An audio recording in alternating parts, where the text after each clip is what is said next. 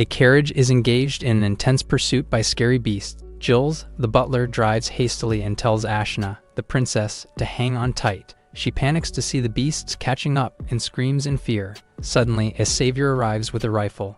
Athel, a passing adventurer, notices the danger ahead. The carriage crashes before him, throwing Jules and Ashna off the ground. The beasts move closer to them as she tells Jules to escape. The wolf roars, but its head blows up, surprising Ashna. Athel carefully locks his targets in from afar. He instantly remembers his conversation with a god who told him he had died and would be reborn in another world. He granted him a special weapon only he can possess in said world, which is a rifle. He fires his weapon, instantly wiping out the wolves with no sweat, as if he's in a practice game. With only one target left, he is impressed by how the pig dodges the bullet with his axe. He then locks his target and shoots at the lone pig. Unable to evade the bullet this time, the pig's head blows up. Athel celebrates his victory by counting his kills and bullet points. Meanwhile, he creates special bullets, while Jules and Ashna rest on the ground. He selects various abilities as Ashna starts to wake up. She is skeptical of her surroundings and immediately turns to Jules. She is relieved to see that they are both safe. Athel calls her, and she immediately becomes cautious. Immediately, she suspects he is hired by her uncle to harm her. She warns Athel to stay away from them, as she tries to protect Jules. She continues to threaten him in the name of his father, who is a feudal lord. Jules tries to calm her down, but she further intimidates Athel. After realizing she misjudges him, she immediately apologizes. Athel kindly accepts, as he understands their horrifying situation. He tells her to let it go, but Ashna is embarrassed after judging him badly. Jules feels responsible and asks Athel to blame him instead. While they safely travel in a new carriage, Athel tells them what's important is they're safe, and giving him a ride in return is enough. Ashna admires his kindness, but doesn't know his name, so Athel finally introduces himself. In return, Ashna does the same for her and Jules. Despite her high-profile background, Athel is curious why they travel without guards. Jules explains that they traveled with adventurers to the town of Ribble, but they turned out to be enemies hired by Ashna's uncle, and their goal was to take her as a ransom hostage. Athel sighs in relief that they caught on, while Ashna reveals they found out from the leader himself. When they saw an opportunity to escape, they took it. Athel decides to check the surroundings to ensure they're safe. This makes Ashna anxious, but he tells her not to worry. He jumps to the roof to get a clearer view. He turns his rifle into silencer mode to ease her worry. He spots more beasts, and he shoots them down. In return, he earns more bullet points. Jules checks in on Athel, but he lies and tells him he sees nothing, so they won't worry. Ashna is finally at ease as she looks out the window and hopes for a peaceful journey ahead. At last, they safely arrive at the feudal lord's massive palace. A big treasure bag is presented, containing gold coins. Athel is astonished to see his reward. Urine, who is Ashna's father, shows his gratitude by giving him generous compensation, willing to provide more if needed. Athel humbly refuses the overwhelming reward, saying the task was easy anyway. Jules encourages him to accept the reward, telling him he deserves it, and for protecting them while they travel. But Athel tells them that giving him a ride is enough of a reward. Ashna persuades him and tries to offer him another loaf, but he's good already. Immersed in his thoughts, Athel acknowledges the value of the reward. He is amazed by the power Gurine holds. He concludes that the reward not only covers the rescue of Ashna, but also his silence. After careful analysis, he realizes how serious the situation is. With this, he finally accepts the reward, which gives Gurine some peace of mind. Still gathered in the living room, Gurine thanks him again for his heroic acts. He says that he can't imagine if something bad happens to Ashna and Jules, and acknowledges him as their savior. While in the palace, Athel asks for a favor. He explains that he's foreign to Ribble, and needs help learning the region's norms. Ashna gladly volunteers, but Gurine stops her. He understands Athel's request. Ashna sulks in the corner. He asks Jules if there's a person fit for the task, and Jules suggests Athel to buy a slave. The idea astonishes Ashna and Athel.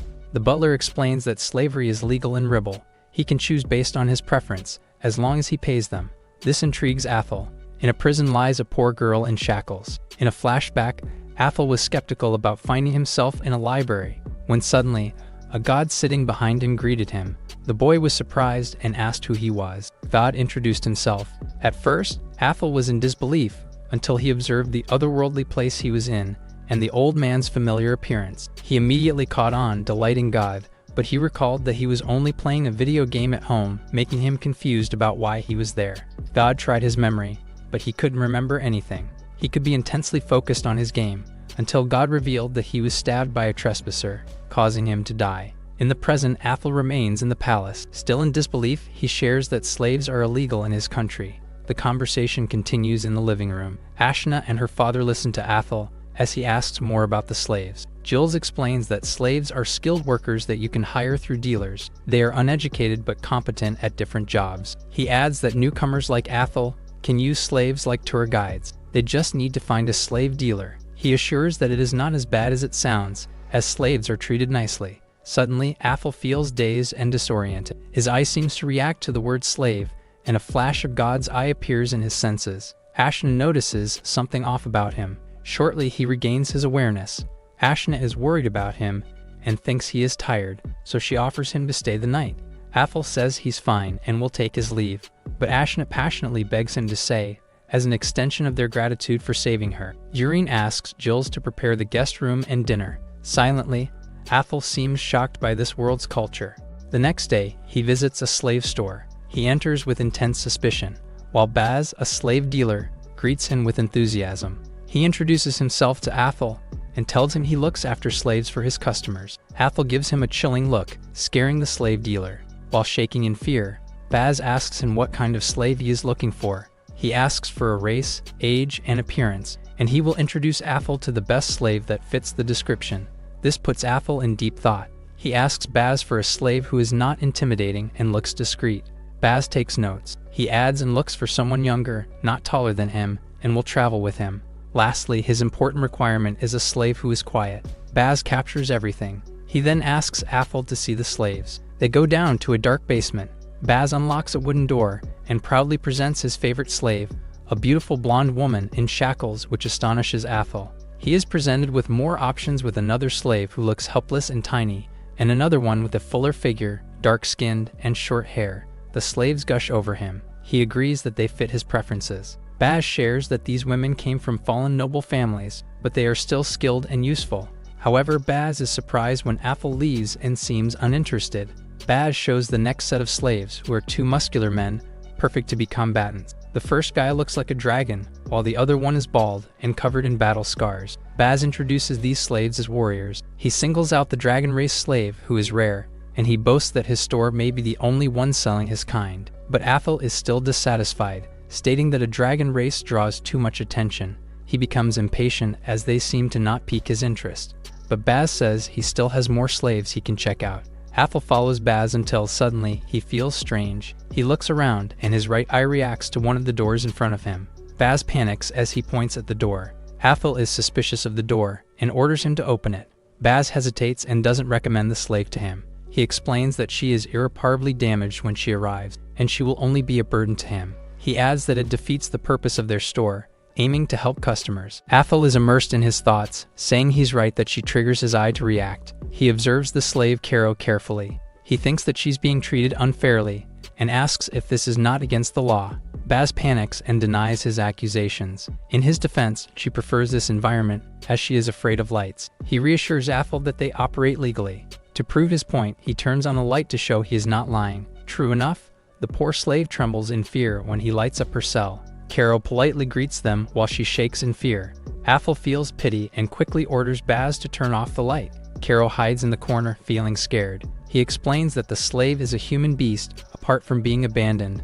They don't know much about her. She is badly injured all over her body. He reassures Athel that they try to treat her injuries, but she doesn't have the appetite to eat, so he thinks she won't last longer. She feels helpless when Athel seeks clarification from her. Baz is surprised by his decision. Athel confidently orders him to process the papers, as he finally chooses his slave. Caro is in disbelief at his decision.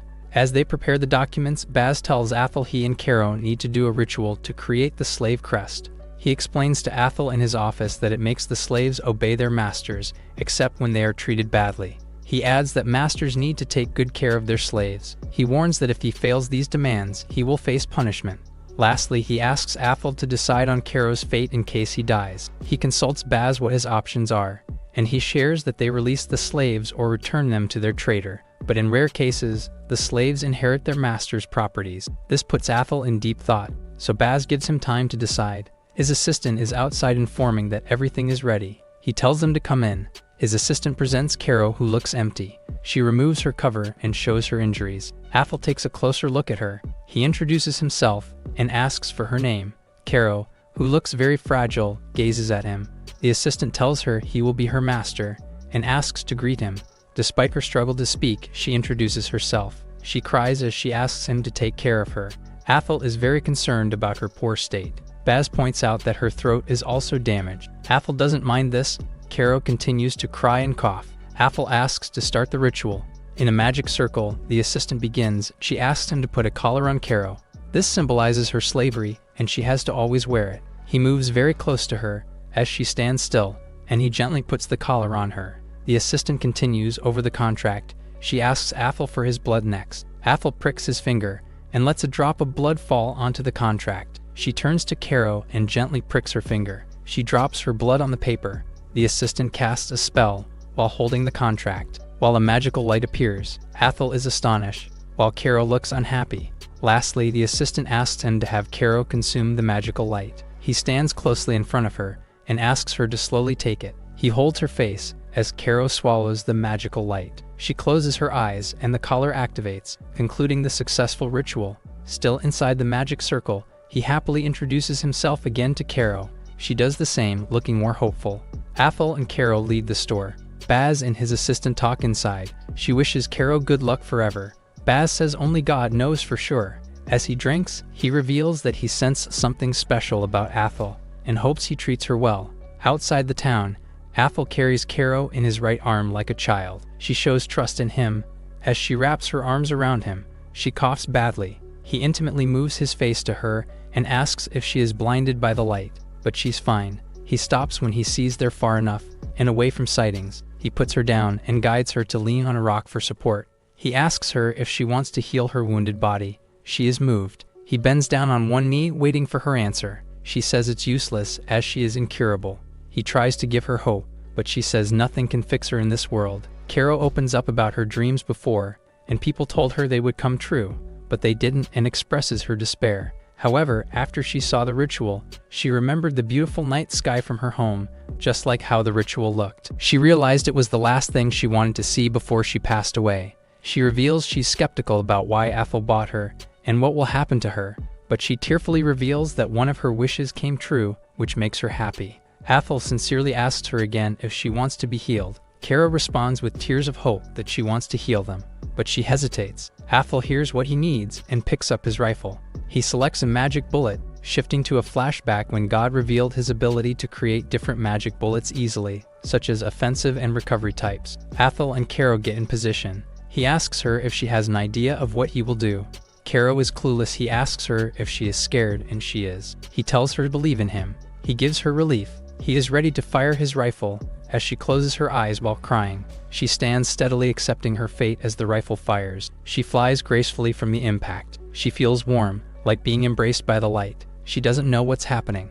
She continues to feel different sensations, even pain again after a very long time. She recalls being paralyzed for so long made her forget this feeling, but she remembers now. With this, she can finally walk and run like before. She safely lands on the ground looking very healthy. She turns to Athel and asks what he did. They look at each other. He finally hears her real voice, complimenting it. She is touched and rushes to him, giving him a hug as she cries heavily. Athel just lets Caro cry in his arms for an hour until she stops. She apologizes for burdening him. He pats her head to comfort her and asks if she is feeling more at ease. The two look in the eyes intimately, and she nods gently. He gently guides her to get up. She checks to see if the magic worked on her. She looks at her wounds and moves around. Athel feels satisfied to see the healing bullet work. She continues to bounce, and so do her chest, making Athel feel a bit awkward. She is finally convinced that she is fully healed, which pleases him. She thanks him again and aggressively hugs him. He reminds her to be careful. They share an intimate gaze. She can't help but ask him why he helped her, while he reveals he needs something from her, but he offers to buy her clothes first. They head back to town, where they visit a clothing store. The salesman presents Caro's new look, wearing their trendiest style. She wears a beautiful dress that every girl in Ribble wants. The dress is inspired by the famous Ashna, naming the style after her. Athel likes the dress and asks Caro if she likes it. She says yes, but she thinks she doesn't deserve such an elegant dress. He asks her to open up more, so he knows what she wants. She politely obeys him. She tells him she wants to be useful, especially in dangerous times, but she hesitates and struggles to articulate her words. The salesman helps her out and points out that she is rabbit beastmen. He explains that they are physically strong.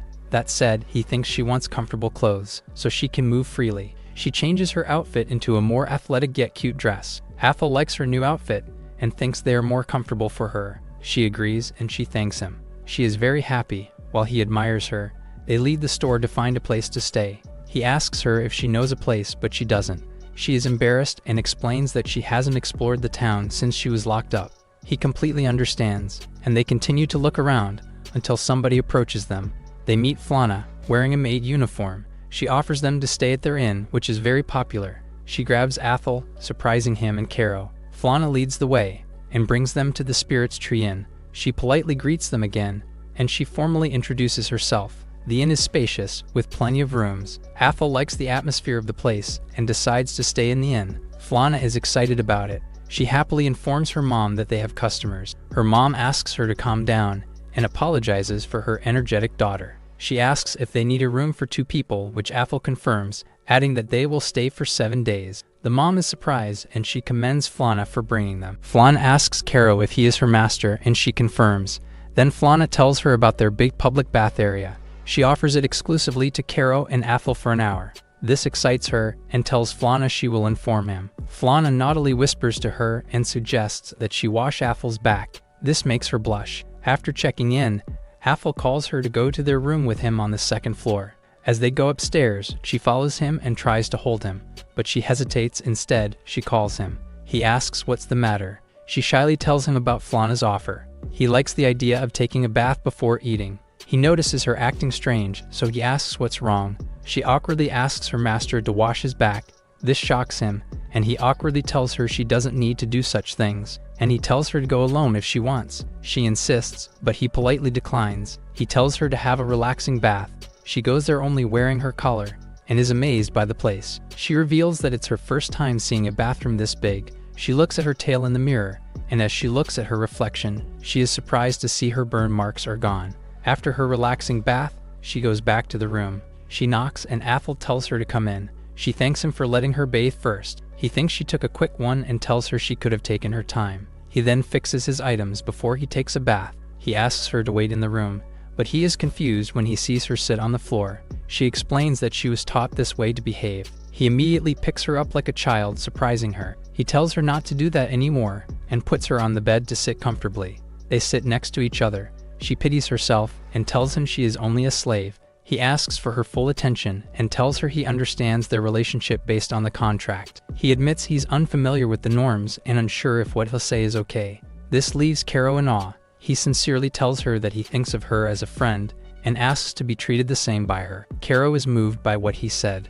She nods happily, which pleases him, but his growling stomach interrupts their intimate moment. She apologizes, but he says it's on him, suggesting that they eat first before he takes a bath. He decides to hide his items first. He randomly opens up a tiny portal, putting his rifle and coins inside, while he stores his belongings, surprising her. He looks at her and notices her reaction, until he realizes he was being careless. He then asks her if what he's doing is not normal in this world. She confirms and states that she hasn't seen anything like it before. In a flashback, a guideline on how to use Athel's rifle was written on a whiteboard. He reviewed it with God. Suddenly, the deity asks how he plans to store his equipment, stating it would be a hassle to carry them around. He hadn't thought of it until he came up with an idea. He proposed a storage system that would just appear at his will, absorbing his items like a black hole.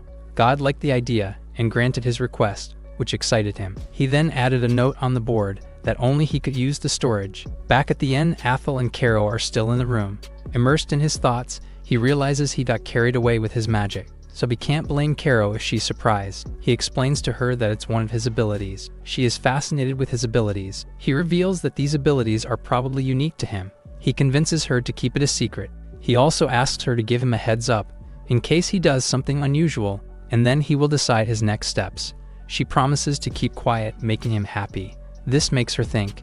With his unique abilities, she is convinced of how strong he is. Following this narrative, she is emphatic about him being alone and feeling uneasy in this world, but this is the first time that she has seen him happy. She recalls her poor state as she feels grateful for him for choosing and trusting her. In return, she vows in her name to serve him forever. Athel starts to explain his weapon to her, which she recognizes immediately. He tells her to call it a rifle, which is a long-range weapon that shoots various magic bullets. She is amused. He offers to touch it, and she feels its heaviness. He adds that his rifle's power is like high-level magic. He also reveals that only he can use it, so in case it gets stolen, nobody can use it for bad things. He reiterates that it's confidential, and she promises to keep it.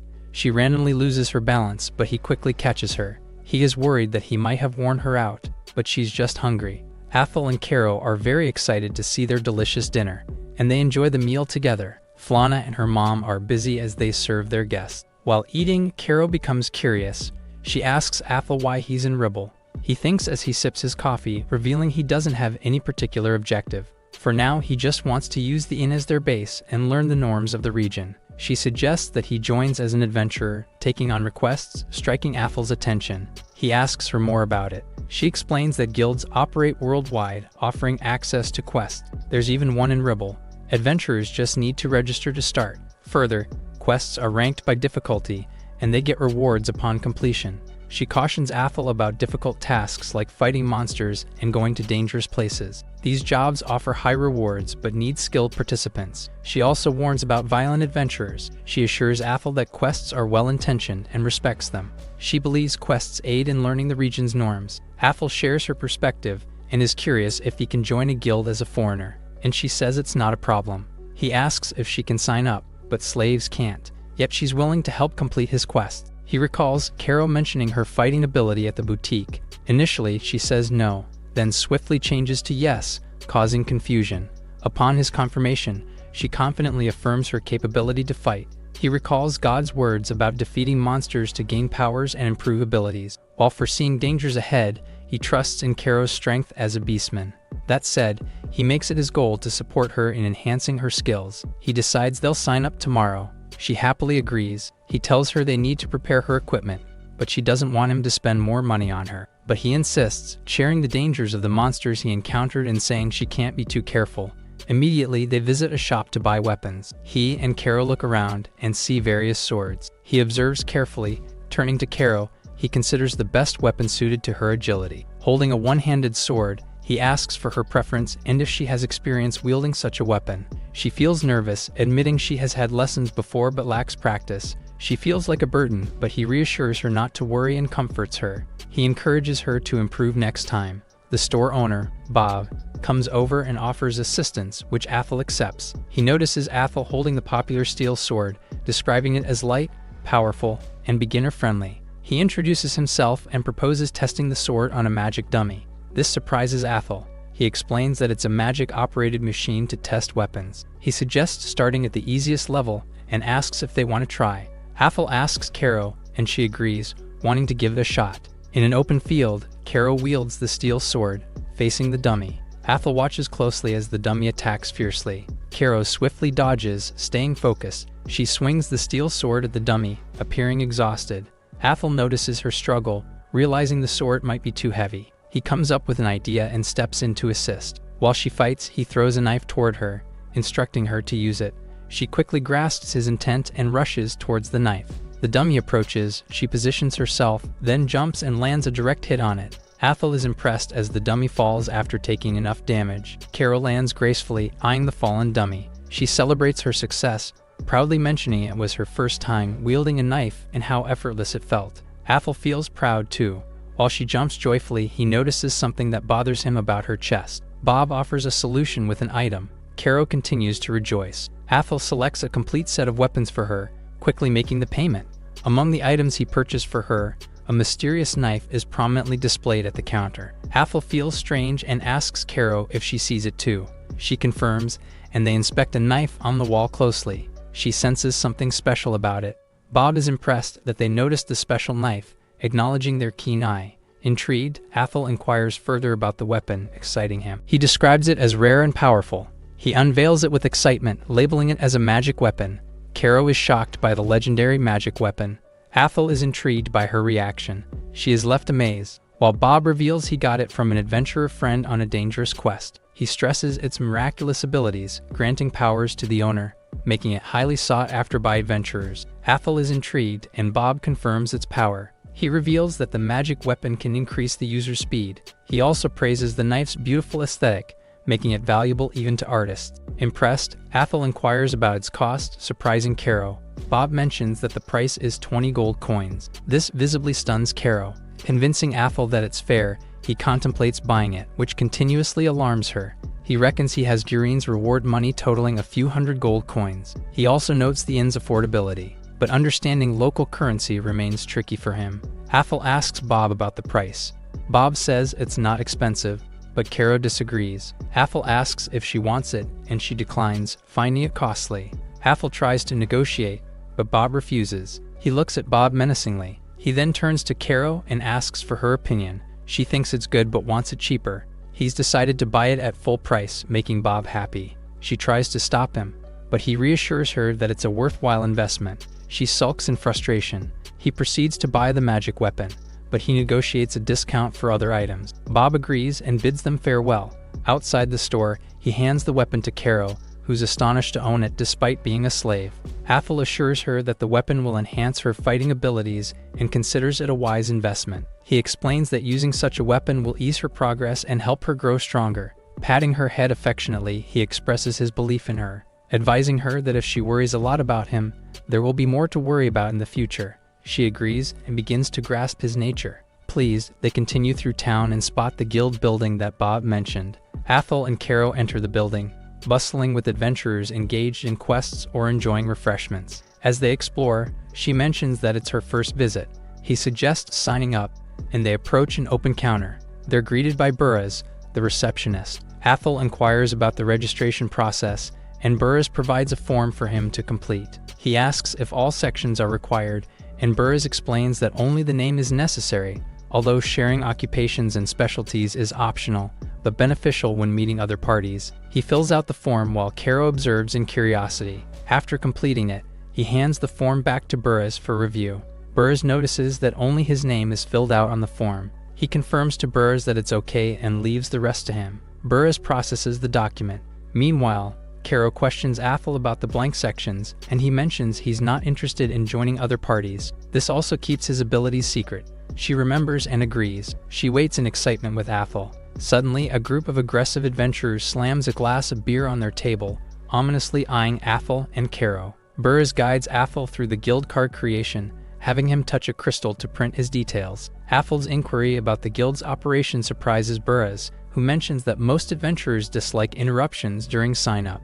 Athel doesn't mind this as he likes to be informed. He then outlines the ranking system, ranging from the lowest, F, to the highest, S. Beginners like him belong to F rank. He describes the increased job opportunities and risks as the ranks advance. Caro carefully listens. Normally, A is considered the highest rank, but he reveals the process for the prestigious S rank, which is attainable through royal endorsement and rigorous evaluations. Athel notes his focus on guild progress rather than higher ranks. He advises them to pick up quests from the board. He surprises them that they can commence immediately by selecting a request after registration and handing it to him. Burraz explains the guild's rank system, stating that Athel can only take quests up to one rank higher than his. He discloses that it's to minimize risks.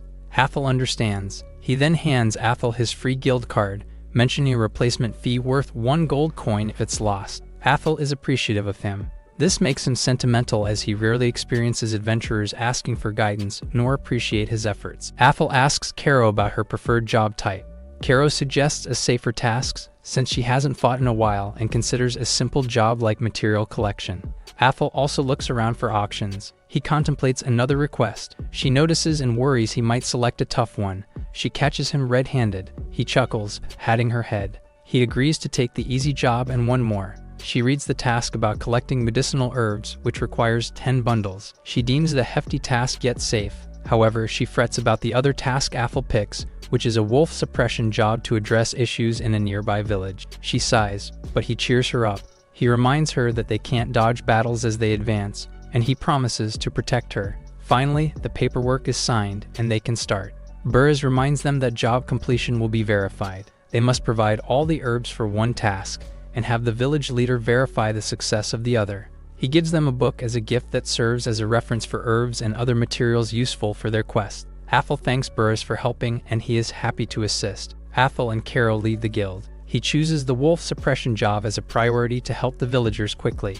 She feels nervous, but he encourages her to head to the village while they handle the wolves. As they walk, they suddenly halt. As they encounter the aggressive guild members, Athel gazes at them while the leader asks if they're newbies. Caro feels scared. They walk past them, ignoring the group. The leader gets angry, insisting that he pays attention to them. Athel is irritated and asks their intention. The bald guy, claiming veteran status, offers to guide newcomers like them. The blonde guy menacingly demands money in return and expresses interest in Caro, causing her fear. She moves closer to Athel for protection. This angers Athel and tells them they are foolish to even consider he will allow it. The leader is displeased by Athel's disrespectful remarks. After offering them protection, he strikes at Athel, commanding obedience, but he dodges, causing the leader to fall and grow angrier. He calls for his minions. He tells them to grab Caro, and she screams. Athel grabs his rifle, annoyed by them. He aims at their heads. Burbas watches. He gives them a menacing look before he shoots their heads. The adventurers are beaten. While Athel looks down on them, Caro is worried. He comforts her, saying they're just asleep. He finds the fainting bullet useful, so he plans to make more. They chat together. Meanwhile, a mysterious woman watches from a window. She's a curvy elf, dressed alluringly. She keeps watching Athel and Caro. Burris recollects the demise of the violent adventurers at the hands of Athel. He witnesses Athel effortlessly putting D-rank adventurers to sleep with his rifle. This surprises him and he demands answers from Athel. He replies that it's a secret, confident that Burris wouldn't anticipate it. He is taken aback but ultimately agrees. Then Athel grabs Caro. He helps her stand and Caro insists she's alright. She's amazed and praises him for swiftly defeating the adventurers. Athel clarifies that the adversaries were weak and lacked coordination. He adds that they wouldn't have acted recklessly if they were stronger from the start. She is still looking at him with amusement. He checks to see if she's hurt. She assures him she's okay and says sorry for worrying him. He asks Burris to watch over the sleeping adventurers and tells him they're leaving. Burris says not to worry and wishes them a safe trip. They journey through the forest. She recalls the recent attack, feeling frozen. She reflects on fighting a training dummy being simpler than facing real enemies. Athel's expectations weigh on her, especially since he gave her the magical weapon. Imagining her past as a slave, she's scared of going back if she fails Athel. As she visualizes his heroic image, she realizes her options are limited. She's determined to protect him but worries her weaknesses might hurt him. Lost in thought, she bumps into Athel when he stops. She says sorry quickly with a sore face. He hushes her and they hide. He asks her to peek into the bushes, and they spot resting goblins. She recognizes them as fast-breeding magical creatures that attack homes, animals, and adventurers. He asks her if she sees their belongings and she confirms. They assume these belong to the adventurers they ambush. He analyzes the situation, guessing the goblins are resting after an attack, anticipating a possible encounter. Athel wishes to control the goblins but can't. He asks her about her attack strategy, surprising her. She proposes observing from a distance, slowly approaching until there are only a few left, then taking them all down together. He likes the plan. She asks if he'll execute and he confirms. He asks her to stay back but appear as if she's leading. Surprised, she watches as he prepares his rifle. He locks his targets, aiming towards the resting goblins. She is surprised that he will shoot from afar. Just like that, the goblins are defeated. Athel reveals his original plan was to shoot them from a distance. He clarifies that the previous bullets were magical, healing or inducing sleep, but the ones used on the goblins were meant to be lethal. Caro is filled with amusement. He boasts about his weapon's capabilities, crediting it for his success. Caro insists that nobody else could wield the rifle like he does. She sees through his attack patterns, surprising him by her sharp vision. Still in disbelief, she confirms witnessing similar tactics with the three adventurers. Her admiration for him grows stronger. He reflects, thinking Burris might have noticed it too, surprised that she understood. He holds her shoulders and sincerely expresses that her ability to catch it is what he anticipated, if not better. He continues to urge her to believe in herself, assuring her that mistakes lead to growth. He then promises to protect her, hoping that the previous attack alleviates her worries. He comforts her. She is deeply touched, bringing tears to her eyes. She gives him a big hug to show her gratitude. She promises to do her best. He tries to cheer her up and remembers that since she can't join the guild, they'll share the rewards. He suggests she spend it on whatever she wants and asks her to stop crying. At the Isso slave store, after Athel purchases Caro, the slaves have some rest time post-business hours. Petra, who is good at entertaining, but not in housekeeping, worries about Caro and her injuries. She hopes that Athel treats her well. Her cellmate, Romeo, agrees, who is a secretive one, but she is jealous, seeming to like Athel. Petra talks to Amanda, another slave, thinking she will be sold, but Athel is too young for her. Her son runs to her. She states that they can only be bought together. Cactus, a gentle giant, cries cowardly and thinks Athel is good, wishing Caro happiness, but this makes him lonely at the same time.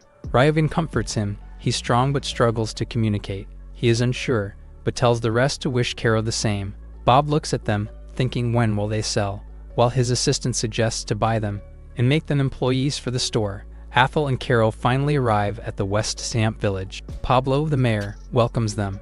Athel tells him he's the adventurer they wait for. Pablo introduces himself and thinks they must be tired from traveling. He invites them to his place. Caro looks around the villagers. Athel declines his invitation and requests an immediate explanation of the request to expedite matters. Pablo agrees. Caro seems hopeful, as do the villagers. In a flashback, Pablo starts explaining. He recalls when the village had farms until wild wolves attacked from the forest. They handled it before, when they were fewer. Athel asks if there are more wolves now, and Pablo confirms it. He says there's a bigger kind of wolf that's stronger, overpowering even their best villagers. Athel believes it might be a boss-class monster. Caro is intrigued. He asks the mayor about the monster's location, but Pablo questions if he can defeat them. He confirms his readiness. He then clarifies that his job is to handle the monsters bothering them, opting to start right away. Pablo insists they should only subdue the wolves, avoiding the boss wolf dude guild rules. Immersed in his thoughts, he understands the higher rank and fee for tougher monsters. This makes it difficult for the villagers to afford it. Deciding to relieve their burden, he instructs them to feign ignorance about the boss wolf, reassuring the villagers. He asks for the location again, and they promptly provide the map. Caro contemplates the villagers' secrecy about the boss wolf from the guild and worries for Athel's safety. He expresses his contentment with the quest's convenience, allowing him to practice his abilities. However, he's more enthusiastic about the rewards. Finding a suitable spot, he gets ready. He aims his rifle, targeting wolves near the cave's rocks. He asks her if she spots them. She confirms seeing 9 wolves. He remarks on the beast's eyesight. He can't spot the boss. She suggests it might be inside the cave, to which he agrees. Athel explains the plan to Caro. He asks her to quietly approach the pack from behind and signal him for a surprise attack. Due to many swift opponents, he'll use a special bullet. He hopes she won't need to fight but warns her to be prepared, cautioning about the boss possibly emerging from the cave. Their goal is a single-shot takedown. If that fails, she must divert the boss wolf's attention quickly. He tells her to be careful and reminds her of her task. She acknowledges. They prepare to attack at sunset. Caro uses her swift ability to enter the forest. She studies Athel's plan to defeat first weaker wolves and isolate the boss, realizing her crucial role. Reflecting on Athel's faith in her abilities and the opportunities he's shown her, she vows not to let him down. Taking position behind the bush, she observes the wolves guarding the cave. She signals to Athel, and he receives it. He prepares as he sees she's ready. Athel prepares his fire bullets, while Caro hides in the bush. He starts to fire the bullets at the wolves. The forest breeze shifts. The wolves sense something odd, while he taunts them. But it's too late for the beast. They are engulfed in a massive explosion. The surrounding burns in flames. Caro stays put, remembering Athel's reminders to be ready just in case. She stays alert to her surroundings, when suddenly a few wolves remain and start running wildly. She ambushes them and asks the magic weapon to lend her power. She quickly stabs the wolf, severely injuring it. As she hovers in the air, she is amazed, feeling like she's flying. She's captivated by the magic weapon, discovering its incredible capabilities. As she fights, she gains more confidence. She quickly catches and forcefully kicks a sneaky wolf. She deals a final blow to the last wolf, until she realizes none are left. Preparing for what's next, she eyes the burning surroundings in the cave. She remains alert, while she sees the boss wolf emerges with huge claws and soulless eyes. She's in disbelief, looking at its sharp, drooling teeth.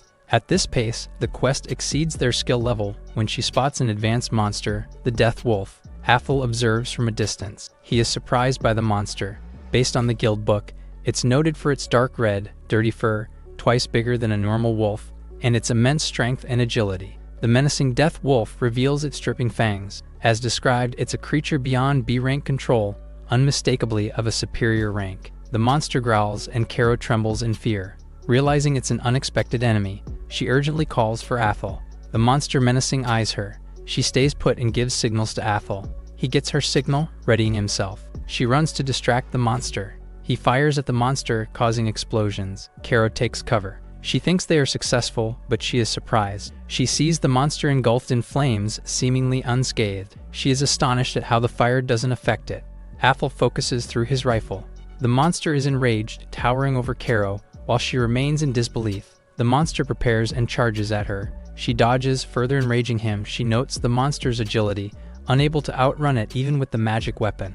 Athel suspects it's aware of the distant attack, closing in on Kero and complicating his strikes. She hides behind a big rock, but he easily breaks it, pushing her ahead. She crouches on the ground, feeling helpless as the monster closes in. Shots distract him, startling her. The monster dodges bullets using its sharp claws. Athel shoots and warns him to stay away from Kero, while the monster absorbs the shots. Athel sees regular bullets distract the monster as it adjusts to his attacks. While it shakes off the shots, he realizes his magic bullets don't work on him. Athel hopes he prepares another magic bullet. Kero notices the setting sun, worsening the situation. She fears that if the monster escapes, it'll attack the village, causing major trouble.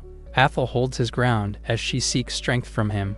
While the monster closes in, he searches for magic bullets. While the monster prepares, Kero charges towards him. Kero rushes to attack the death wolf and asks the magic weapon again to give her more powers. She jumps and slashes the monster's neck, severely injuring it. The monster roars in agony. She cuts him again, landing another direct hit. The ground starts shaking as she notices the monster enraged. He lands a direct hit on her, making her fall back and lose her weapon. She falls to the ground, providing him with an opening. He is furious, advancing toward Kero, who is badly hurt.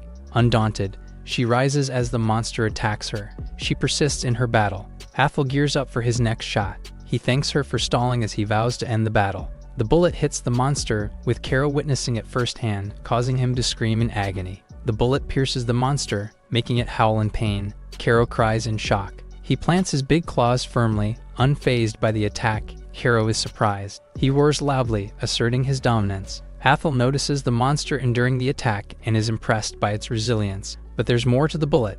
He snaps, activating its power. The monster screams in pain as the magic takes effect. Kero screams in shock. The monster is knocked unconscious by the electric shock. She sees its demise as it falls heavily to the ground. Athel checks on Kero. She reassures him she's alright, having landed safely, relieving him. He looks at the monster and notes how much it took to take him down. Kero agrees, acknowledging its unparalleled strength. He feels proud as they complete their first quest, relishing the battle. He praises her, but she attributes her success to the magic weapon, boosting her powers. He acknowledges their wise investment in it. However, she suddenly loses her balance and falls down. He quickly catches her. He is concerned about her leg. She apologizes, assuring him it's not injured. She explains that it's due to the relief that she loses her balance. He comforts her, reminding her it's their first fight. Following their success, he expresses his reliance on her, making her really happy. He suggests returning to the mayor for job confirmation and ponders the future. She agrees, excited to share the good news with the villager. Athel and Kero are astonished as they reach the hidden medicinal herb sanctuary for their next quest. She explores the area, noting its secrecy. She carefully inspects the herbs, referencing the book. He suggests they begin collecting. In a flashback, Athel recalls their return to report the encounter with the death wolf. The mayor was stunned, and so were the villagers, stating their genuine unawareness of the monster's existence. The mayor apologized profusely, but the villagers took the blame instead. They insisted on paying Athel in installments, causing concern for Kero. Athel reassured them and said the situation was unexpected, but he stressed the importance of providing full quest details in the future. Overwhelmed with gratitude, the mayor cried. Once the successful quest was verified, Athel entrusted the dismantling of the monster's magic stones to the villagers. To his surprise, Kero volunteered for the dismantling work, expressing her desire to contribute despite battlefield limitations. Athel was impressed by her proactive approach, even more surprising when she handed him edible meat from the monster, pleasing him. Reflecting on this, he noted monsters as a food source in their world. Later, the villagers prepared a feast using the monster's meat. While gathering herbs, Kero wonders if they should leave without saying goodbye to the villagers. He reasons that it's too early to disturb them, a point she agrees with. She is surprised to find him effortlessly collecting many herbs. He attributes it to one of his skills and encourages her to keep collecting, igniting her enthusiasm. He reaffirms his earlier promise, intending to share a portion of the quest reward for her good work. She is astounded by his offer. He encourages her to anticipate the reward, which deeply touches her. While feeling excited, he urges her not to hesitate in expressing her desires. She looks with sincerity, as she admits having things in mind, prompting him to encourage her to share. She expresses her passionate desire to aid Athel as an adventurer, which moves him. Recalling a childhood moment when she was helped by an adventurer, it inspired her own desire to become one. Despite her status as a slave hindering her registration, she's eager to actively support him, bringing her immense joy. Athel wholeheartedly agrees, expressing his desire for her to join him on his journey. Her eyes sparkle with excitement. He inquires about her other wish, and she reveals her longing to visit her hometown at least once. As she misses the familiar landscapes she dreams about, she mentions being born in the Beast Folks country, and she wants to remember her parents, expressing a desire to visit someday. Profoundly touching Athel, he steps and moves closer to her, astonishing Karo. He kneels down, holding her hand, promising to take her back to her country. He looks at her sincerely as she thanks him joyfully. They collect ample bundles of herbs and head back to the guild for lunch. Fellow adventurers stare at them with surprise. Athel questions Karo if it's unusual to carry so many medicinal herbs, to which she agrees. She proposes getting an expansion bag, catching Athel's interest. She describes it as a pricey, magical bag capable of holding numerous items. He contemplates purchasing it later. They then move on to report their completed quest. Burroughs warmly welcomes them back. Athel thanks him for his help previously. He presents the bundles of herbs, suggesting the remainder can be sold at market price. Next, he displays the proof of completion for the other quest issued by the villagers. Burroughs promptly asks Smith for additional personnel to handle the urgent quest confirmation. Burroughs deeply collects his thoughts. Athel offers to return the next day if they need time, but he assures it's unnecessary. He nervously requests Athel to follow him. He invites them to enter through the counter. They go upstairs with Burroughs leading. He knocks on the door, announcing Athel and Karo's presence. He invites them inside as it opens. They meet the elf looking over the window earlier. She is Fran, a guild master of this branch, and warmly greets them. She hands Burroughs a pouch of gold coins as thanks and dismisses him. Then she invites Athel and Karo to take a seat in her room. She explains her responsibility to keep them informed about future events. In response, they introduce themselves to her. She apologizes for summoning them to her office and expresses her desire to discuss something. Then she presents the Death Wolf's magic stone, surprising Athel and Karo. They recognize the dilemma they're in, privately discussing the implications of the villagers deceiving them. Fran smiles, saying mistakes are inevitable. She begins probing about the source of the magic stone. Athel withholds some information, but she, sitting confidently, sees through his deception. She astutely observes him, guessing he possesses a special power. Karo anxiously waits, while Athel ponders his next move. He carefully assesses Fran as someone hard to fool. In his thoughts, he wants to avoid misunderstandings that could breed distrust. He politely addresses her. Fran feels he knows enough to defeat a death wolf, attempting to uncover his lies. Athel and Karo grow visibly tense. Eventually, Athel decides it's futile to maintain his deception and comes clean. He proposes a deal where he'll reveal everything under 3 conditions. She listens attentively, not formally documenting the terms. His first condition is no penalties for the villagers. Secondly, confidentiality about their conversation. Lastly, he gestures toward the magic stone. He suggests she buys it. Fran comprehends. Athel then explains the miscommunication in the villagers' request. They fall silent momentarily. Athel cautiously displays his rifle, Fran observing it keenly. He's reserved in disclosing his weapon's specifics. Understanding the nature of adventurers, she doesn't press further. Turning to Karo, the guild master inquires if she's a healer. He clarifies she's more of a combat support. He then proceeds to explain their approach to dealing with the beast. He elaborates on their unexpected encounter with the death wolf and how they managed to defeat it. Karo maintains a composed demeanor, while Fran ponders thoughtfully. Her and Athel's gaze meet, and she appears impressed by him. Deeply impressed by Athel's capabilities, she wishes them well in their guild journey. She apologizes for the interruption, surprising him as she states she has the necessary information. She offers Karo an official Adventurers Guild subscription, exciting her. Athel is astonished by the guild master's influence, and she notes that such occurrences are common. She reminds Athel to support Karo in her future activities. With that, Athel and Karo depart from her room. Before leaving, Athel asks Fran about the magic stone purchase. She smiles, assuring him it's settled. Karo bids farewell politely. Fran sees them off. Then she ponders Athel's intriguing nature by the window. Karo goes through the registration process like Athel did, exciting her. He congratulates her. She feels like she's in a dream, while Burrs encourages her. Burrs proceeds to apologize to them after interrupting them. They tell him they don't mind. Suddenly, other adventurers rush to aid an injured comrade. An injured adventurer rushes into the guild, alarmed about an imminent crisis. He's in distress, warning them of a horde of monsters advancing toward town. Athel and Karo are taken aback by the news. The adventurer inside the guild urgently warns of approaching anger. Athel and Karo focus on the commotion. Burrs hurries through the crowd, seeking answers from Adam, the injured adventurer. He anxiously reiterates the monster threat approaching the town, agitating Burrs. Burrs requests him to compose himself and fetches water for him amidst the growing crowd. He inquires if anyone is familiar with the northern forest, where the monsters have gathered. The crowd murmurs. Despite some adventurers downplaying it, he insists the threat is greater than they believe. Burrs is taken aback. He reveals that he sensed their presence using his presence detection power during a quest and rushed back to the guild. Adam pants while Karo offers him water to hydrate. Athel asks Burrs about the severity of the situation, to which he confirms it's dire. He explains it's similar to a monster stampede that occurred in the town previously. Athel is alarmed by his worry. Burrs advises checking previous records to prepare countermeasures. Fran interrupts and takes over. She walks down the stairs with a serious look.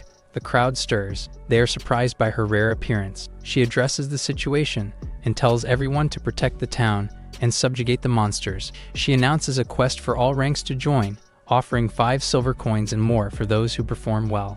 This surprises the crowd. The quest is called Monster Extermination Campaign. Adventurers can accept other quests if they can't complete this one. She appears hopeful.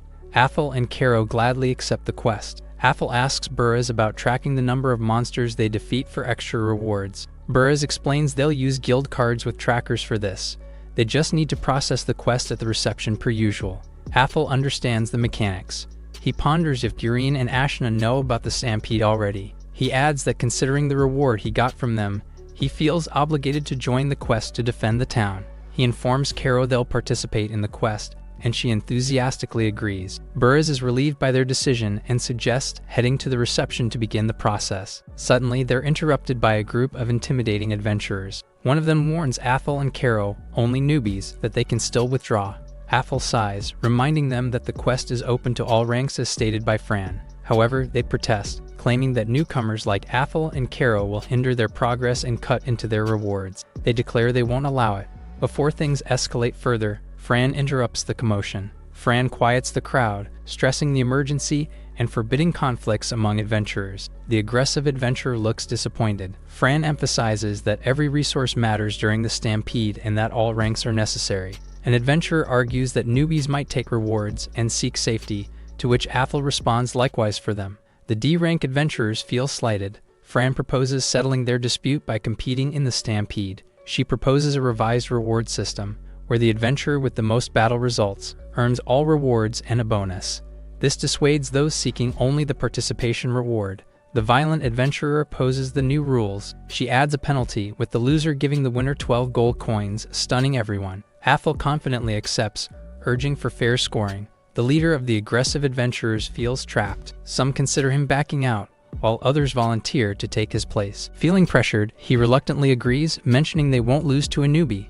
The crowd begins betting, favoring the D-rank party, while guild staff are contemplating Athel's chances. Fran feels remorseful for involving him, but believes it will uplift morale and requests overlooking the betting.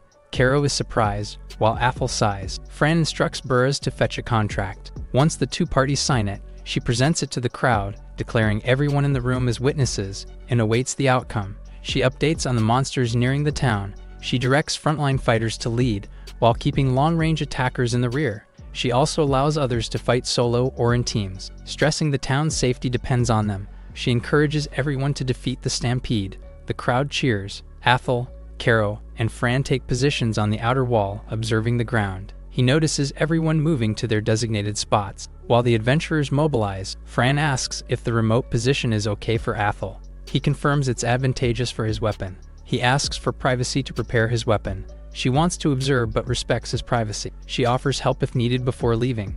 Athel and Karo see her off. He then shares the plan with her, indicating his attack point visible to her from the ground. She understands, confirming she'll fight on the front lines to defeat approaching monsters. He praises her for finding their fighting rhythm and gives her spare knives, which she gladly accepts. He gives her an important reminder. He cautions against relying on his magic bullets as they need time to cool down, so he urges her to avoid situations that could cause serious injury. She listens attentively. He approaches her closely, tenderly touching her face, and vows to protect her.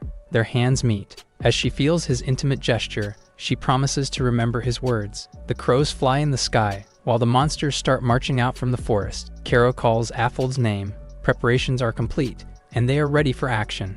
Athel and Kero take up their battle positions. At the guild, Fran realizes that the stampede has started. Crows scatter abruptly as various monsters rush and rampage towards the town. As stone giants emerge from the forest, adventurers rush the monsters. They fight against creatures like giant pigs and goblins. The stone giant stomps the ground, causing a tremor, knocking the adventurers down. Overwhelmed by the never-ending horde, adventurers struggle to keep up. Kara jumps in to help by attacking the giant pig and goblin. She charges at the monsters with impressive swiftness. The adventurers are astonished, recognizing her as the beast girl with the new adventurer. She slashes the monsters with her knives. When goblins try to attack her from behind, but they're taken down by a shot, Athel provides backup with his rifle. He causes a big explosion, annihilating the monsters. Athel and Kero are happy with their teamwork. The aggressive adventurers find their battle count to be minimal. Meanwhile, they witness Kero effortlessly dispatching a lot of monsters, leaving them astonished. Fearing defeat, the leader ominously chooses to sabotage her. The leader furiously reiterates his dark plans for Kero, making his subordinates nervous. They try to dissuade him due to their losing bet, but he reminds them about the contract. He worries that losing to a newbie will bring shame and affect their rank. If they lose after provoking the newbies in front of the guild, they can't stay as adventurers in town. His subordinates fear the repercussions. The leader pulls up a rope and details his plan to tie her to a tree. He sarcastically questions whether she'll be safe tied to a tree amidst the hungry monsters. Meanwhile, his subordinates are nervous. They hide in the bushes to ambush Kero, while she swings her knives to the monsters. The leader notices her busy fighting. Athel notices them too, realizing the harsh nature of the adventurer's world. He decides to teach them a lesson, and is curious about their discussion. He sighs in disappointment. Rocks suddenly crash ahead, surprising them. They're unsure about the source of the attack. The leader reassures it's not aimed at them. But then, his rope suddenly snaps from flying sharp objects. They get anxious, observing the spinning objects on the ground. His followers suspect it's Athel's doing. Immediately, the leader commands them to seize Kero. Suddenly, lizard monsters unexpectedly appear before them, causing them to scream in fear. However, the monsters quickly collapse from an attack. Kero observes, believing she heard a sound. As the monsters lay defeated, she notices her growing strength and progress. With this, she becomes better at safeguarding her body that Athel healed. From afar, she sees his unwavering support, enabling her to fight at her best. She observes the knives he gave are destroyed, but the magic weapon remains. She's happy as it allows her to keep fighting and remain useful to Athel. He keeps shooting his rifle in the background, supporting her. With no more interruptions from the adventurers, Athel can focus on the battle. He looks on his side, hearing Fran making remarks about his weapon. She gracefully walks, commenting on seeing its usage for the first time. She notes that he's extraordinary. Athel turns to her, as she highlights Kero's trust in him, enabling her to fight without restraint. She reports that the number of monsters he defeated surpasses an A-rank adventurer. This catches his attention. He starts trusting the guild card's accuracy. She chuckles at his doubt, but she assures him that adventurer cards have operated for centuries, with continual improvements for accuracy. Midway through a pleasant conversation, something grabs their attention. They glance down from their vantage point. They notice the forest shaking violently. Athel notices it originating from the forest. He recommends they go back to work, but she urges him to hasten. He feels uneasy about it. As the monsters howl, she asks if he senses it too. Nervously, Fran notices the monster numbers rising. They charge the town swiftly. Athel realizes the impending doom if they reach it. He offers cover to frontline fighters. She pledges to help and thanks him. Then she leaves to do her part. He wonders how it unfolds as the danger escalates. His rifle shots hit multiple monsters directly.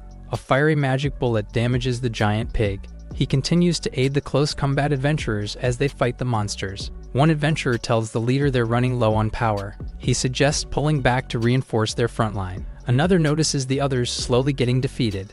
The leader in armor refuses, fearing the front line will collapse if they retreat. Athel notices something strange. No matter how many monsters he defeats, their numbers don't drop. He's confused by what's happening. Suddenly, the forest shakes.